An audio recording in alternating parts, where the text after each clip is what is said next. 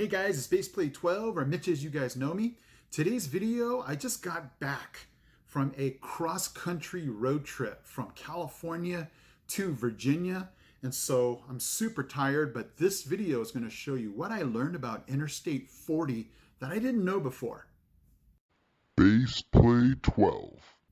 What I failed to mention is, I know some of you have probably traveled the I-40 before, but I'm going to let you know what in 2021, what some new things I've learned and some, current things, especially with COVID, that I picked up along the way. So this video is just going to show you, just some little things that I picked up. So the I-40, if you did not know, is a two-lane highway, formerly known as Route 66. In fact, it travels right along Route 66. And what I learned is with this two-lane highway, the first thing that I picked up on really quick was you have to navigate the trucks.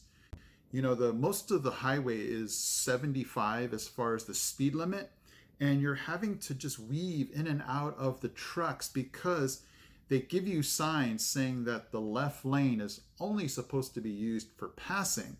So when you pass one truck, you're supposed to get back into the right lane unless you're just passing a million trucks. What I learned real quick is that you have to just navigate the trucks using the left lane to pass. And if you have people behind you that are trying, going over the speed limit, then you have to get back into the right lane to let those people behind you go in front of you.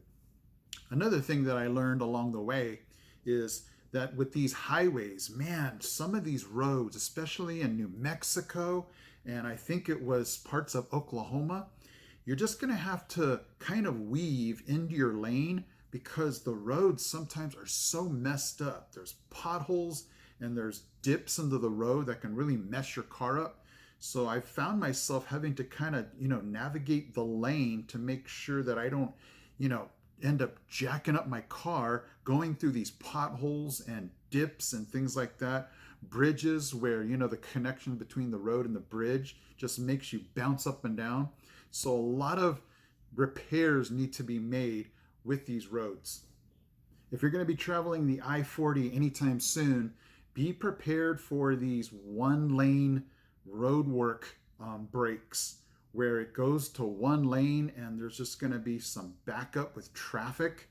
It doesn't happen through every state, but just be prepared because along the way there were so many, be prepared to stop, be prepared to have the two lanes go to one lane. You would hope that it would just flow over naturally, but a lot of times, especially in a state where it was more crowded, the cars would back up. It would bottleneck to let everybody in the left lane or the right lane switch over. So be prepared for those coming up at you. Another thing I learned, and I don't know if it was the time of day that we were driving through these states or if there was just a lack of brake, but I learned that Tennessee and New Mexico it just took forever to get through. And I know what you're saying. If it's at the end of the day, it's going to feel like it's longer, and that's probably true. But if you look at a map, Tennessee and New Mexico are pretty long. Oklahoma was pretty long too, but I think we broke that up by going to different things inside Oklahoma. But just taking a look at the size of Tennessee, it just felt like we were in Tennessee forever. And luckily, we were going through Texas at the top. So Texas was over pretty quick. Another thing I learned was there was a day where we had lost actually 2 hours with the time change. And that was the day that we felt extra tired because you're going east and you're losing time, you're losing daylight when these hours pass you by. So when you've really driven, 7 hours, you've really only driven 5 because of that time change. So just beware of the time change. And when you're going east, you're going to lose hours and the daylight. But the good news is when you're coming back, when you're going west, you'll start to gain those hours. You'll gain more daylight. You'll gain more driving hours. And it'll feel like you're driving, you're gaining more ground as you're going west. But when you go east, just be prepared for that certain section, that Arizona, New Mexico, and then that Oklahoma time zone change. It was brutal because we had lost 2 hours that day. Okay, so for those of you that are wondering what did I learn as far as COVID restrictions, I learned that anything Oklahoma and east, everything was wide open as far as when I would go into the gas stations. Masks were, I didn't even see any masks unless people just chose to wear it, but they didn't require it, and it just felt open and free. I was shocked with Texas because I thought Texas had been, their attitude was, hey, we're open and everything's free. But Texas, there were mask wearing. Not that they mandatory mask wearing, but it was just, I was shocked to see so many masks. And then there were places in New Mexico where there was federal land where we had to wear a mask. And I was like, oh, come on. And these people were like enforcing it as soon as you walk through the door. They were right in your face, like, hey, where's your mask? And if you don't have one here, put this on. And then, as we got to California, things started to get a little better. But it was definitely New Mexico and Texas where I noticed the difference in the mask. I don't know if you want to call it a mandate, but federal land, you have to wear it.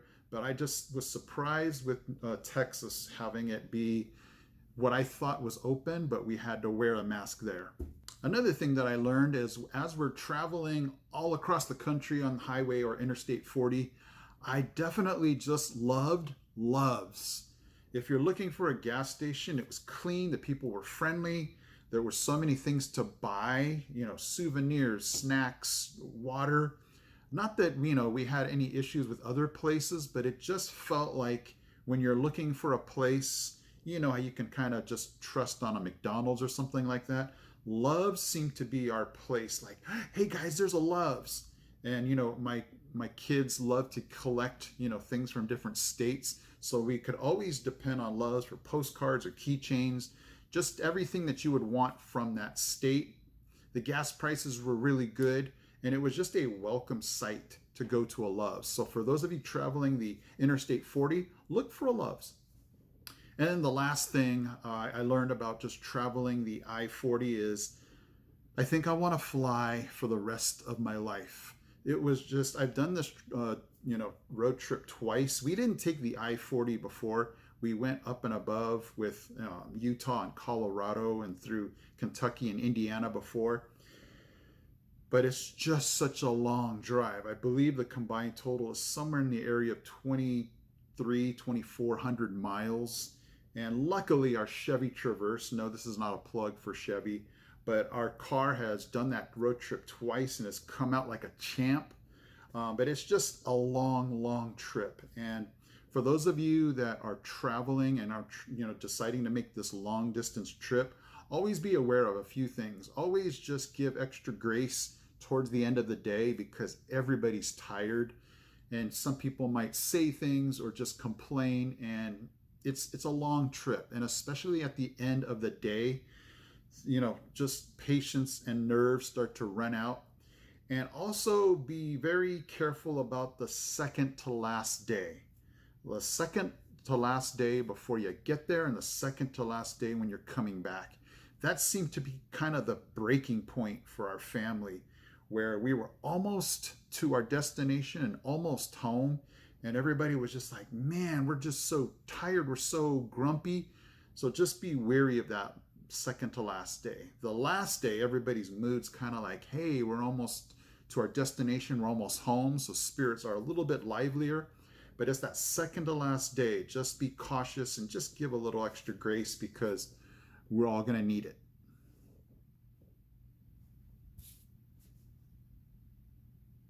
Okay, guys, so that was just my throwing out of whatever wisdom I picked up traveling the Interstate 40 from, again, California to Virginia. I believe if you keep going, you run into North Carolina.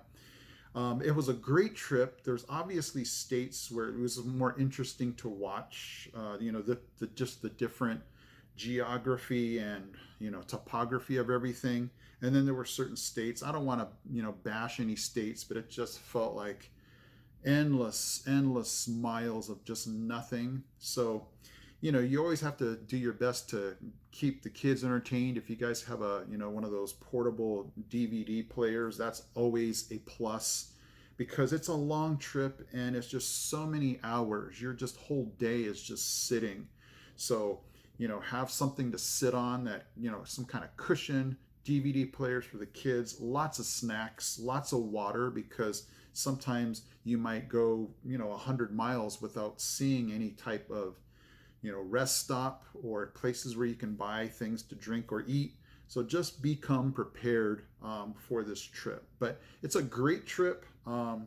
No, a few days after I came home, I'm not ready to even step foot inside my car again for a while.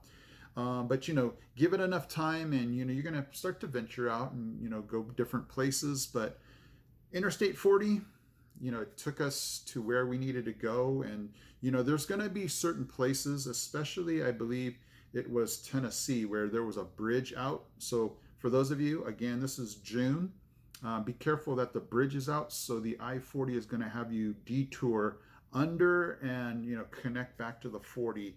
I believe it was the Memphis bridge that was out, that you'll just have to be careful on that. But other than that, it was a great trip, and hopefully you guys learned a lot from this video. Okay, guys, I'm Baseplay 12, or Mitch as you guys know me. I'll see you in my next video.